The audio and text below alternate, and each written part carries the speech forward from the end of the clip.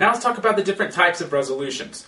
There are 4 basic types, and really experienced debaters and debate coaches are going to beat me up about this because once you become experienced, then it's philosophically unsound to say that this is a type of resolution, and that is because it messes up the freedom of your mind and the ability to debate in a innovative way or something like that. There are other arguments against it, but honestly, when you're trying to learn how to debate or learn how to judge debate, it really helps to have people explain things to you. And one of the best ways of explaining is putting things into categories. So realize that while not all resolutions must be debated this way, there are some commonly accepted categories of types of resolution. So the first type is, not first because it's first in order, but because that's what came out of my mouth, is policy. Usually, this is X should be changed. Delta symbol. When there is change implied, it means that there is action. When there is action, it means there could be disadvantages to that action. A policy debate round is established when a resolution says something like, the United States should assassinate Mubarak, or something like that. Then you end up with a action being taken, and the opposition can prepare against taking an action. They are pro-status quo. A policy debate sets that up. Through the phrasing of the resolution, not because we said, this is a policy debate. And I hope you take that to heart when you realize that debate is just debate. If you're marshaling the available forms of proof, such as examples and analogies and logic, to prove the proposition or negate the proposition. That's what debate is. The way propositions are phrased determines the type of debate. It doesn't make sense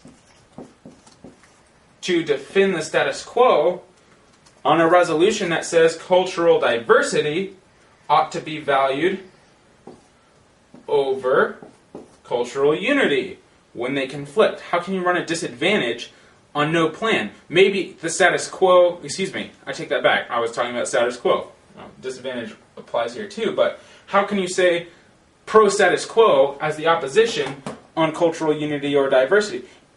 Who knows if the status quo is unified or diverse, or maybe it's both or balanced, or maybe it's not either at all. Who knows? That's not the point of a value debate. The point of a value debate is to pit one thing over another, regardless of what the status quo is or is not doing.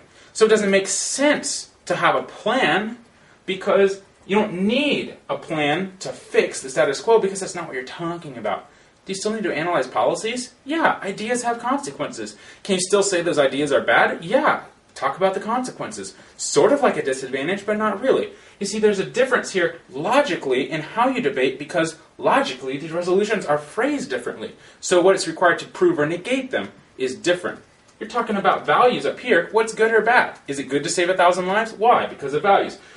You're not talking about values in a vacuum. That's just ships passing in the night in a circular debate. You actually have to talk about how does this play out in the real world. Lastly, there's a fact resolution. Fact resolutions are debated very similarly to value resolutions, and kind of similar to policy too. If you think in policy terms, it's like a criteria structure, like a goal or value that you learn from here, plus significance and inherency. Because they say X is, and then there's a subjective term. For example, a fact resolution I've debated is Walmart's business practices are inappropriate, or the separation of church and state is being inappropriately eroded. The subjective word here is inappropriate. So you need to prove what's going on in the status quo, what are Walmart's business practices, and then that they are inappropriate. The debate is going to come down to a value structure to examine what does inappropriate mean. Our value is women's rights. Our value is higher wages. Our value is a fair right to work. Our value is, who knows what your value is? Our value is capitalism. And we achieve that through criteria. That's all on the value side, and that's how you determine whether or not Walmart's business practices are indeed inappropriate. It's through that value structure. So you see the debate round is about what's going on, how do we decide if that's good or bad, and then you're going to have a debate round going back and forth on that issue. Generally, fact debates feel like value debates and not like policy debates, because you're not necessarily recommending a plan, that would have disadvantages. I hope that made sense to you. So the last type of resolution is the metaphor. Metaphorical resolutions I have debated are, this house believes in a greater tomorrow, or mute the red phone, or, like our example round, stop ignoring the elephant in the room. Metaphorical resolutions generally should be turned into fact, value, or policy resolutions. Mute the red phone. Mute is a verb, is an action. It's a policy resolution. Now, you get to decide what the red phone means and come up with a legitimate interpretation of that. The opposition gets to say disadvantages on muting is bad. Never silence somebody or something because you end up limiting dialogue and making poor decisions. Even if it's a bad idea, you need to hear about it so the good idea is tested properly, iron sharpening iron kind of thing.